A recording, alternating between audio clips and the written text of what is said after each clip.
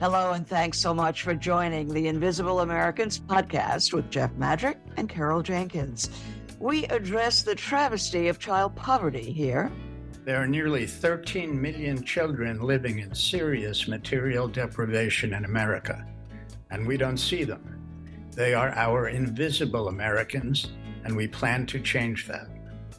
A couple of words about us. The podcast is based on Jeff's book, Invisible Americans, The Tragic Cost of Child Poverty. He's an economics writer, author of 7, and co-author of another 4 books on the American economy. And Carol is an Emmy-winning journalist, activist, and author, most recently president of the ERA Coalition, working to amend the Constitution to include women. And we are longtime colleagues and friends.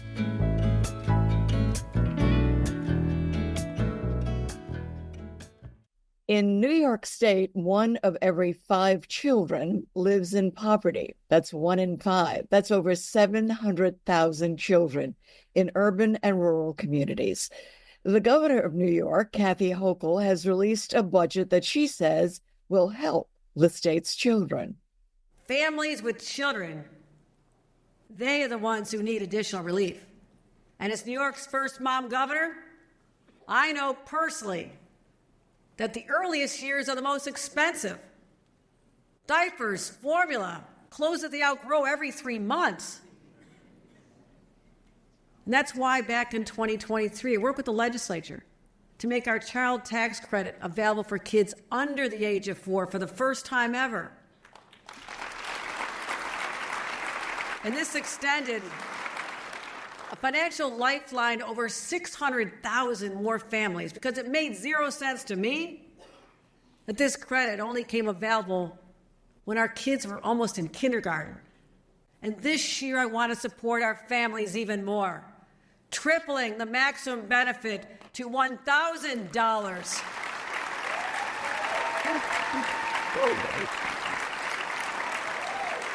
$1,000 for babies and kids up to 4, and in 2026, we'll boost the credit for school-age children even higher to $500. For parents, it's more food on the table, more supplies in the backpack for 2.7 million children. If you think about it, it makes good economic sense.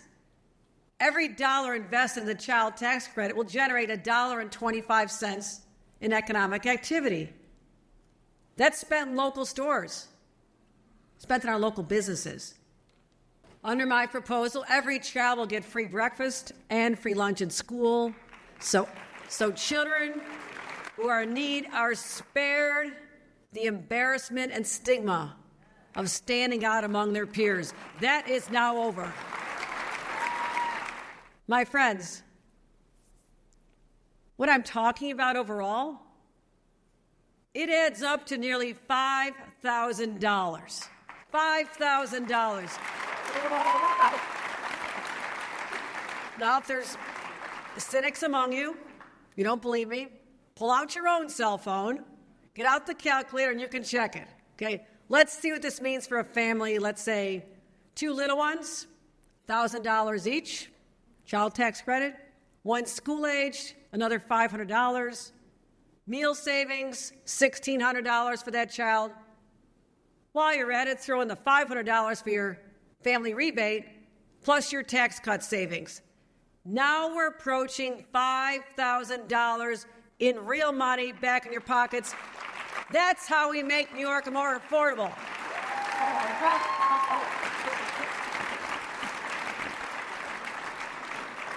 And we will never stop finding ways to put money back in your pockets.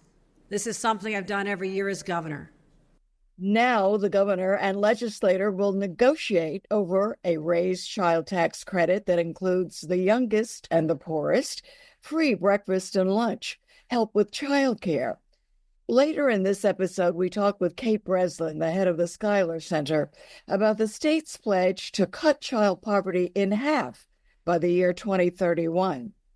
But first, New York State's Health Commissioner, Dr. James McDonald. In December of 2024, after the national election, the Invisible Americans podcast was honored to participate in an all-day conference on the effects of poverty on children's health. It was sponsored by the Schuyler Center and Columbia University's Center on Poverty and Social Policy.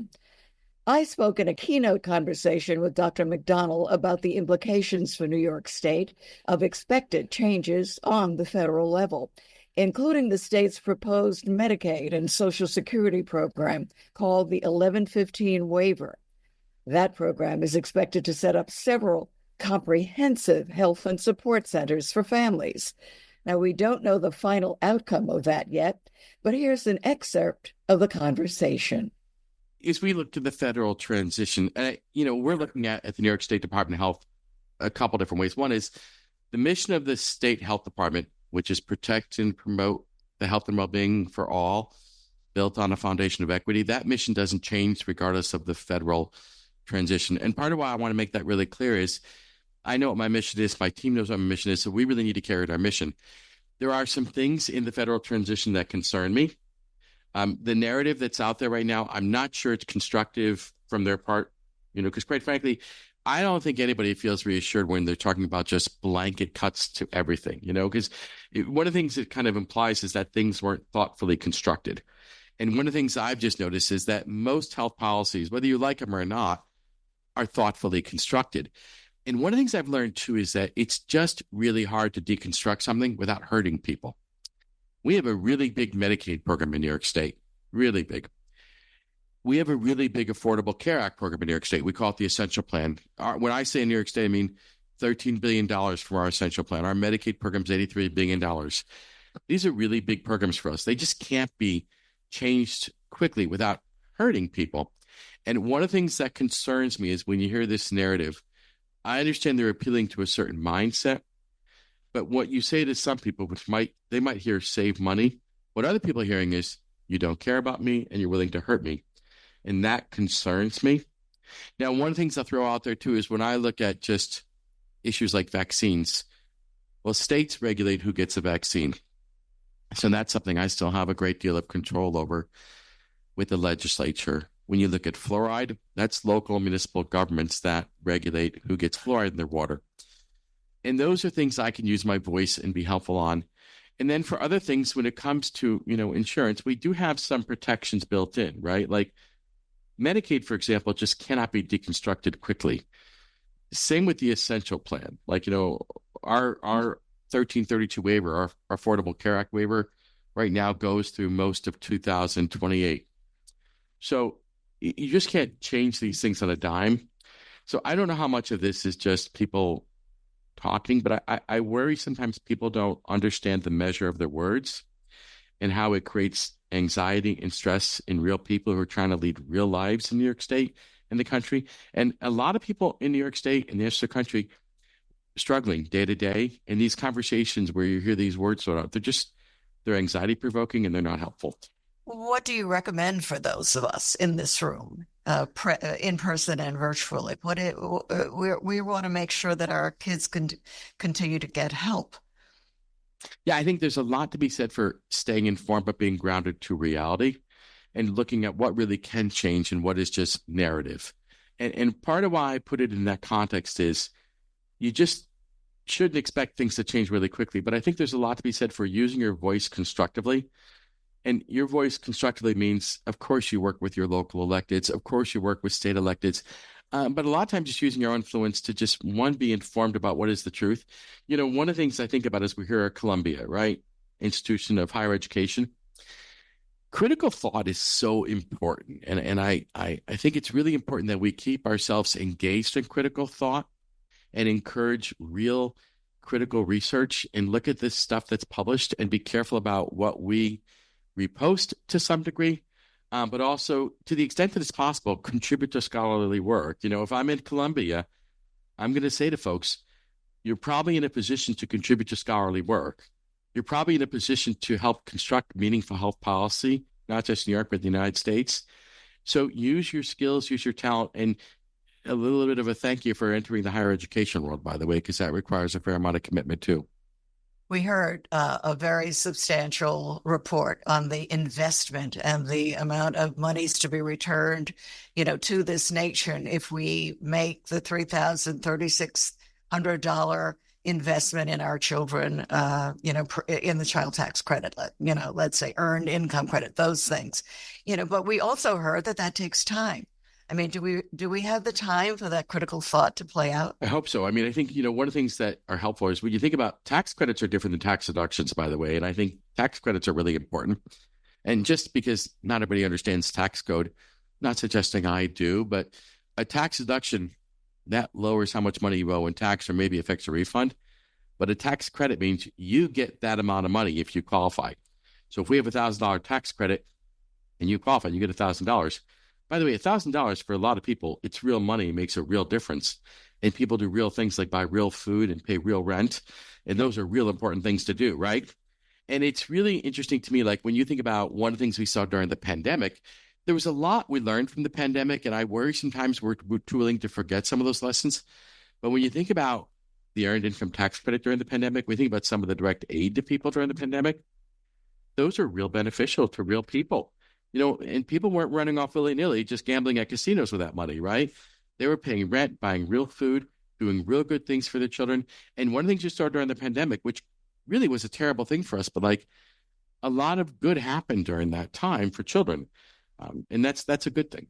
Yeah, well, the poverty rate was cut almost in half. Because of a lot of things that the government did. Right. That really weren't that complicated. They gave people money. Expanded, and it also came to them in monthly installments too, which was essential. And two pieces of that have to be considered are undocumented children that need to be supported, and the babies that are now covered in New York State, at least. A word about our podcast. Jeff Madrick, my partner in this project, wrote the book Invisible Americans, The Tragic Cost of Child Poverty, and supported a lot of the work that was done here to try to get the child tax credit. And Chris, I think you remember Jeff saying, or people telling Jeff, it'll never happen. Of course it happened. Our philosophy at the podcast is give the parents the money, give it in cash. Don't ask them any questions, but we understand name and address may be necessary. But to sort of eliminate, this huge structure that, feeds itself and not our kids. Well, I think there's a fair amount of wisdom in that. I mean, I think parents generally want to do the best for their kids. I think if you can relieve some of that pressure and stress, it gives them space to do that. And you saw a lot of that during the pandemic, but that's where the earned income tax credit in particular can be really helpful for folks. But I think it really gets this larger issue is like, how much do you need to control parents? And I think to a larger extent, it's better to let parents do the right thing for their kids. They know what they are. I like to reduce barriers.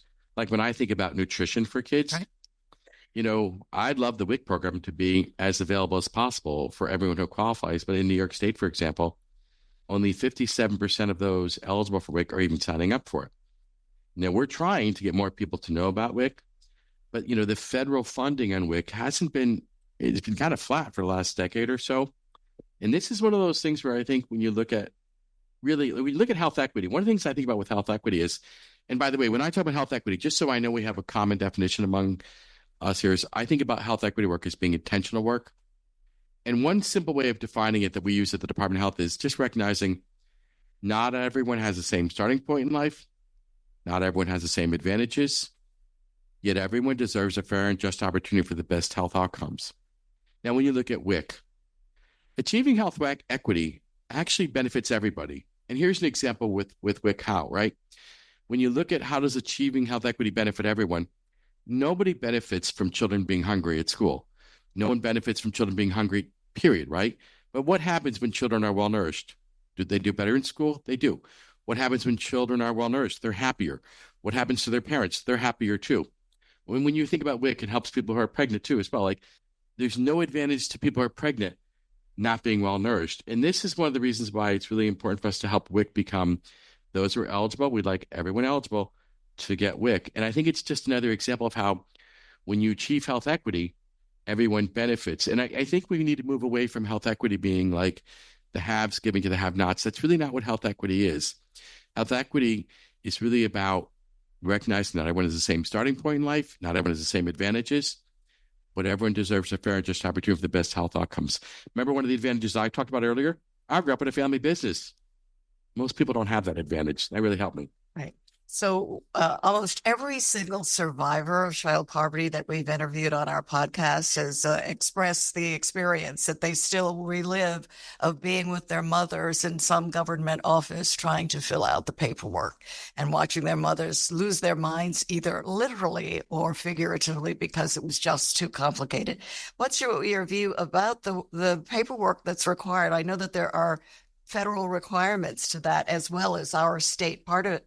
Have we done everything that we could do in New York State to simplify the process? One of the things I want to bring into the conversation, though, is there's something we did in New York State called the 1115 waiver. Precisely. Yeah, and there's really, by the way, there's no reason why anyone should know what the 1115 waiver is, but if I could just negotiate this briefly with you, it's an agreement the Department of Health made with the Office of Health Insurance Programs, part of the Department of Health, made an agreement with Center for Medicare Services. It's a $7.5 billion agreement.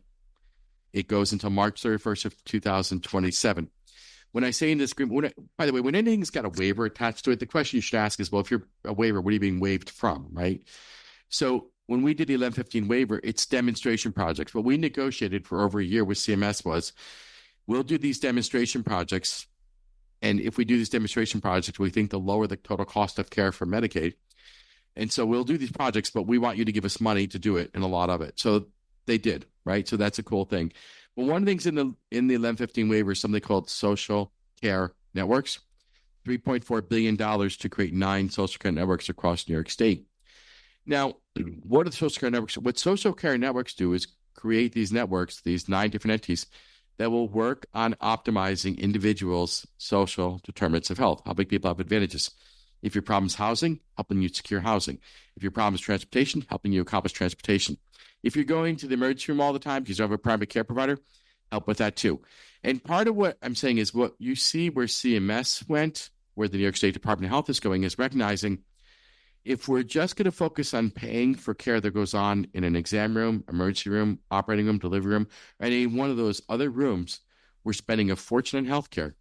But am I really keeping you healthy? Well, the answer is no. Because when you think about really what keeps us healthy, it's our social determinants of health, right? Like what's going to improve the length and quality of your life? You need adequate housing, reliable transportation, a good social network. You need decent education. You need to make sure that your abilities are allowed and you're allowed to understand things in a language. You can see the full conversation and the panel discussions on our website, theinvisibleamericans.com.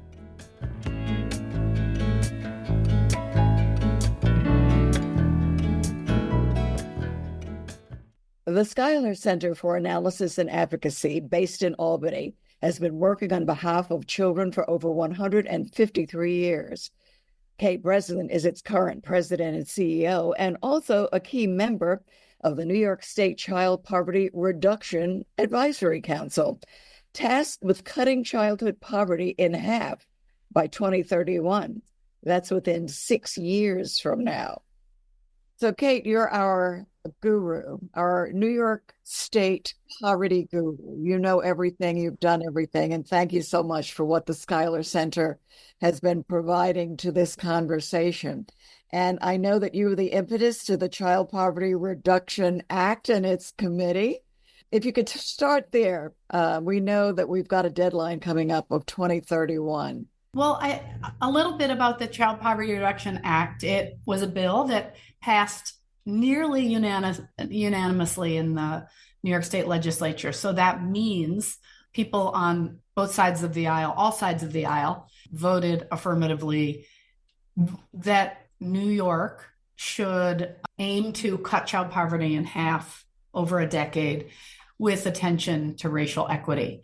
So what that tells me is this is an issue that our lawmakers think is important, and that no matter where they live or do work, whether they are in cities or suburbs or rural areas, and kind of no matter what their political stripe is, that they recognize that we need to do something. So I feel really, that gives me hope, a lot of hope. So the law was passed in 2021, and then the governor signed it at the end of Governor Hochul signed it at the end of 2021. They made a few changes and sort of finally solidified it in 2022. And it commits the state, as I said, to cutting child poverty in half over a decade with attention to racial equity, because there's just really a lot of inequity within poverty. The data are really clear that Black children are more than twice as likely to experience poverty as their white peers, and Latino children as well. So we need to make sure that as we're trying to drive poverty down, we're also trying to address that sort of big disparity. Well, there are those who would be surprised to know that New York is not among the better states when it comes to child poverty. What do we think it attributes to this fact that we do not do that well? It's a little hard to say. I think for what it tells us is that we need to act intentionally. So I think there are some who think, well, when the economy gets better, all boats rise, and in fact, history has proved that not to be true. So after the Great Recession and poverty got bad, the economy recovered and, by all accounts was thriving after some years, yet child poverty remains stuck. So it's not going to trickle down. It's not going to just happen. We need to be intentional about it. And to your point, New York is not a leader. And we like to think of ourselves, we in New York State, I think in some areas really have led. And it's an area where, in fact, it's not gotten better at all.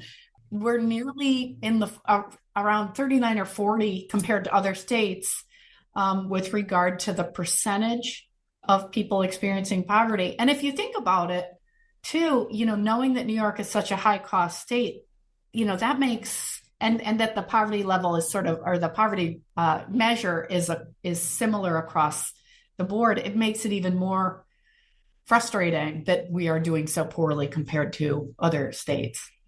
I noticed the way you phrase it in your statements is that New York has made the choice. Yeah, I think it's important for us to recognize that, because the data are really clear that there are things we can do to cut child poverty. And I've listened to your podcast. You've talked, for example, about the federal expansion of the child tax credit that happened for just 1 year during the pandemic, and then it was allowed to expire, that nearly halved child poverty. So that's one very, very clear example of how public policy can reduce poverty. And there are other examples. There are ways of getting actual cash, like a tax credit, into people's pockets. There are ways of getting other resources like food, assistance or rental assistance, housing. There are other things that have been shown to reduce poverty. So when our policymakers, our lawmakers choose not to implement those or choose to do other things, they're making a choice. And if we're not pushing them to make those, make the better choices, then we're making a choice too. So let's talk about Governor Hochul's plan and her state of the state. And we're talking about children, and we see her with pictures with kids from the Bridge Project, and others. It's like, we get the sense that she is with the children. Yep, and our governor in New York, Governor Hochul, talks about being in New York the first mom governor, the first grandma governor. I think I really do think, again, that we have a lot of opportunity, because arguably she gets it that families need cash in their pockets and that they need things like childcare assistance and other things like that. So your committee made recommendations. How close are her intentions, the governor's intentions? I'm on I'm an appointed person to the state's Child Poverty Reduction Advisory Council, and our recommendations came out in December 2024. They include a strengthened child tax credit, a housing program for low-income people, food assistance for non-immigrant or for immigrant people who can't qualify for federal benefits, and some improvements in our public assistance grants, which have just been really astonishingly low. You can't even imagine. The governor's proposal, her budget proposal, just came out in mid-January.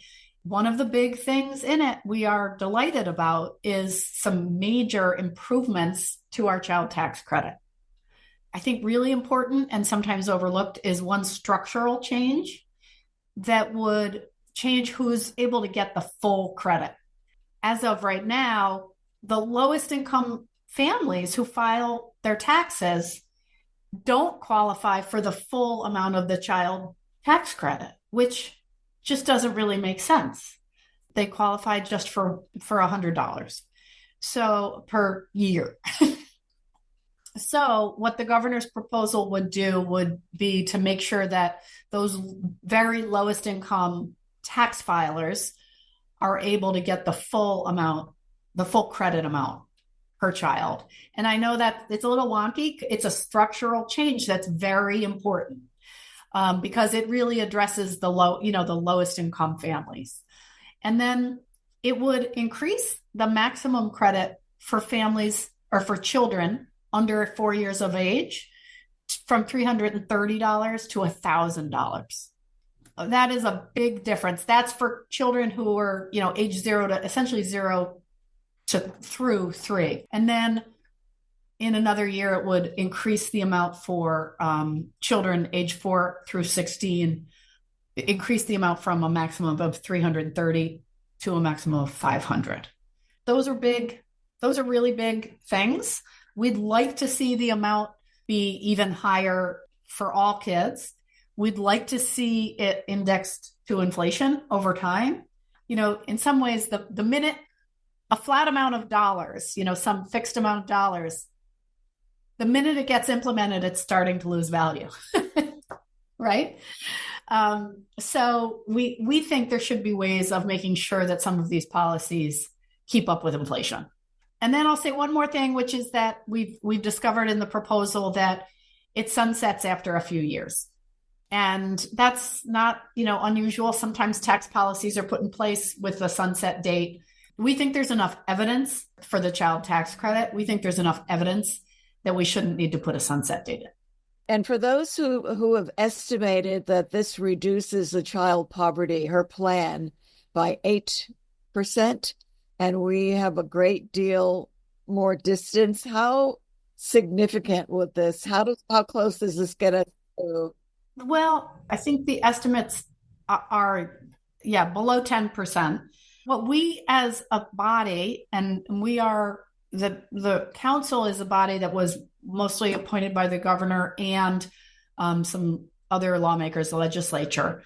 Our proposal was to increase the maximum amount to $1,500 for every child, and that would reduce child poverty by 23%. There's a chance to fix it before it's actually voted on, or?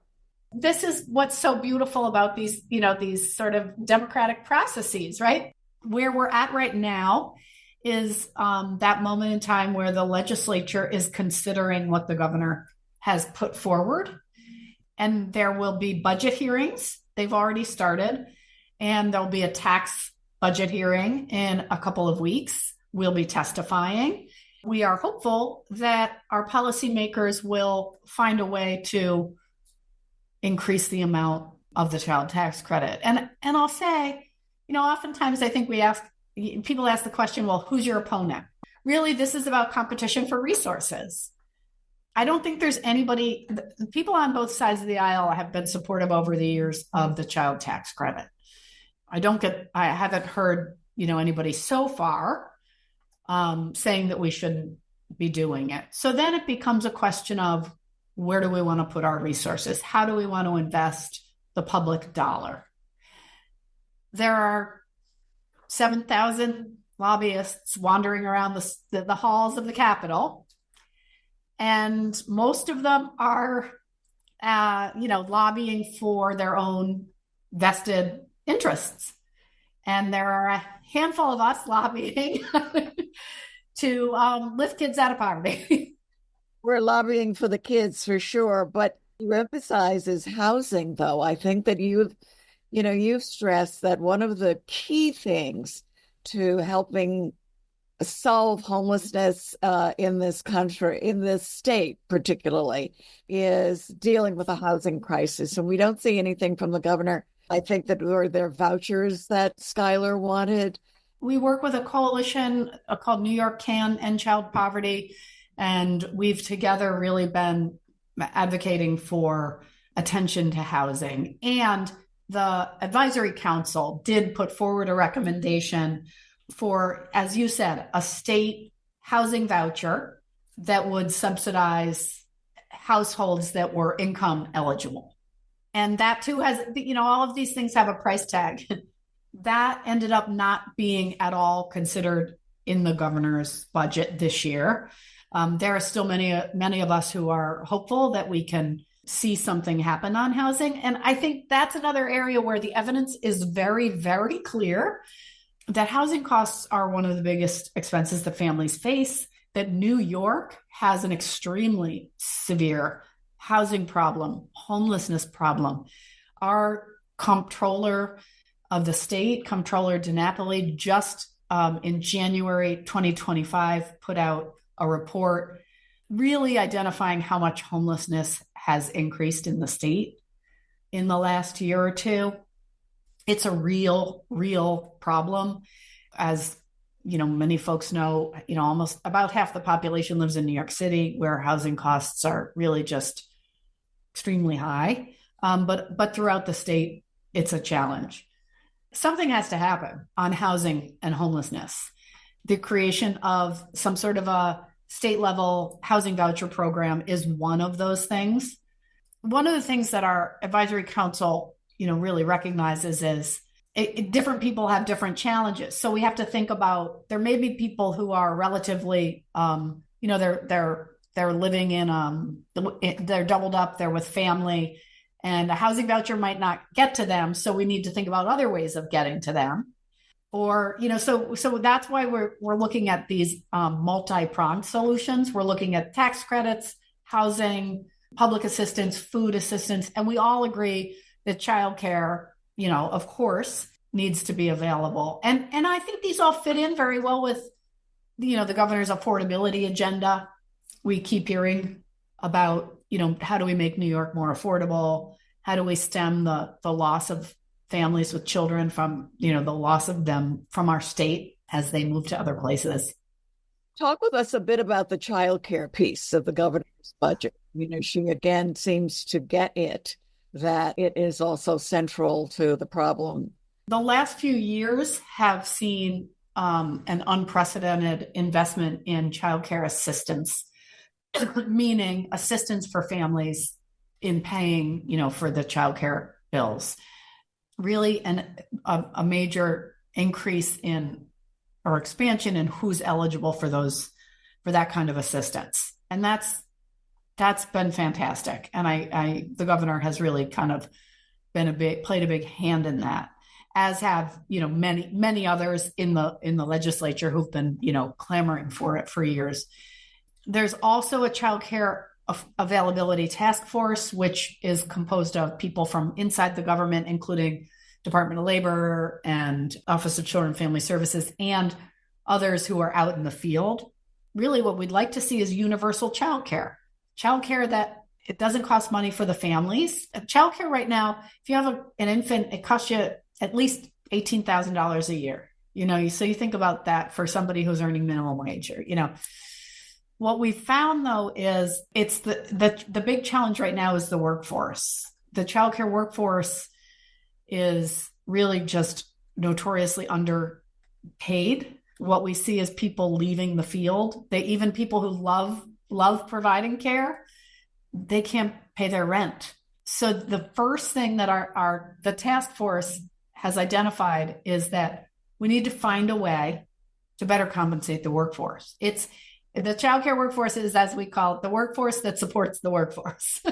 Because I can't work if I don't have anywhere to bring my kids. they've been the task force and the advocates have really been making the case that we need to find a way to get what they're calling a workforce compensation fund to help the childcare workforce. What we see in the executive budget this year is a proposal that is around building more facilities. That shows some intention, some understanding that, childcare is an important issue. The challenge is we don't have the workforce to be caring for people in those classrooms. So at the moment, the phasing really matters. And right now we have classrooms that are dark because we don't have the workforce. We have seats that end up having to go empty because there aren't enough providers. So we need to figure out the workforce part of it, number one, soon. 2031 used to seem like a long way away, and now it seems like it's right around the corner. Your estimate as to whether or not the state is going to make it or not, cut child poverty in half, or what are your prescriptions for getting as close as we can get? I wouldn't be doing this work if I didn't think we could do it. Well, that's not true. I might be doing it anyway. But I think, we're at this moment right now where, especially with the magnitude of cuts that are being threatened at the federal level, I think we have to be attentive to that. I don't think that's any secret that there are some proposals on the table to significantly cut funding that goes to states, right? I don't want to be blind to that. In my mind, it makes the work that we do here in New York State all the more important. I'm not suggesting that we won't see cuts. What we need to be doing, though, is thinking about our resources, like we always do, but maybe even more so, working with our state lawmakers and really making sure that we're putting our dollars in the places that will be sort of lifting all boats and creating a stronger community. We know that allowing children to experience poverty costs us money.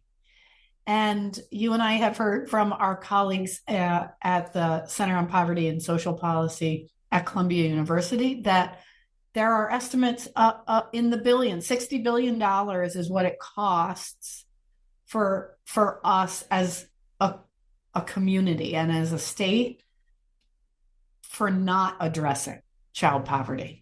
We've been talking with teachers and they see the impacts of poverty in their classrooms, in children being hungry or unhoused and having a hard time learning. The pediatricians tell us they see this in their exam rooms. They see kids who aren't well nourished or who are stressed out because their parents are so stressed out. The job of sort of the people that I work with is to make sure that our lawmakers are hearing from all of those people, that it's imperative, that we can't keep pushing it off to the side and saying, no, we'll address that after this other crisis. Kate, thank you so much. As always, you come with all the information and the optimism. Our children need it. Our children and our families, we got to keep at it.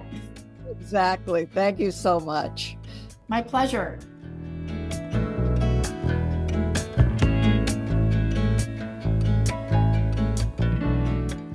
Thanks so much for joining us on the Invisible Americans podcast, available wherever you get your podcasts. But we urge you to visit our website for transcripts, show notes, research, and additional information about our guests and their work. That's www.theinvisibleamericans.com. Please follow us on social media and our new YouTube channel. And our blog posts are up on Medium as well as our website. That's www.theinvisibleamericans.com. Jeff and I will see you the next time.